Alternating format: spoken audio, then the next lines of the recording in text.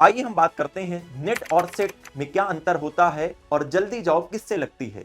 तो चाहे नेट की बात करते हैं या सेट की बात करते हैं, दोनों यह एक एलिजिबिलिटी एग्जाम है जिसे क्रैक करने के बाद आप असिस्टेंट प्रोफेसर के लिए एलिजिबल हो जाते हैं। सबसे पहले बात करेंगे नेट, जिसका full form national eligibility test है।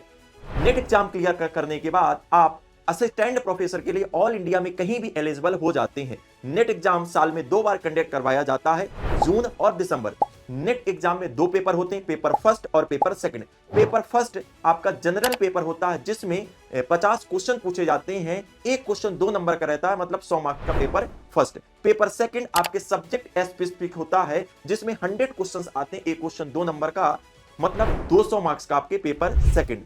150 प्रश्न पूछे जाते हैं और 300 मार्क्स पर आपके मेरिट बनती है और नेट में कोई भी नेगेटिव मार्किंग नहीं होती है। यहीं पर बात करते हैं सेट, जिसका full form state eligibility test है। आपने जिस स्टेट का सेट एग्जाम क्लियर किया है, केवल वहीं पर आप क्लियर करने के बाद असिस्टेंट प्रोफेसर के लिए आप एलिजिबल हो जाते हैं।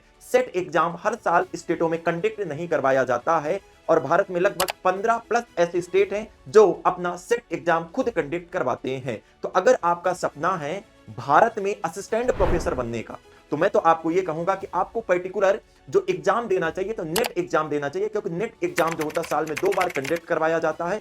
अगर आपने जून साइकिल में नहीं क्लियर किया तो आप दिसंबर साइकिल में क्लियर कर लेंगे। तो हमारे दिसंबर 2025 के नए बैचेस लाइव हो गए। अगर आपका सपना है भारत में असिस्टेंट प्रोफेसर का, जुड़िए और अपने सपने को साकार करिए।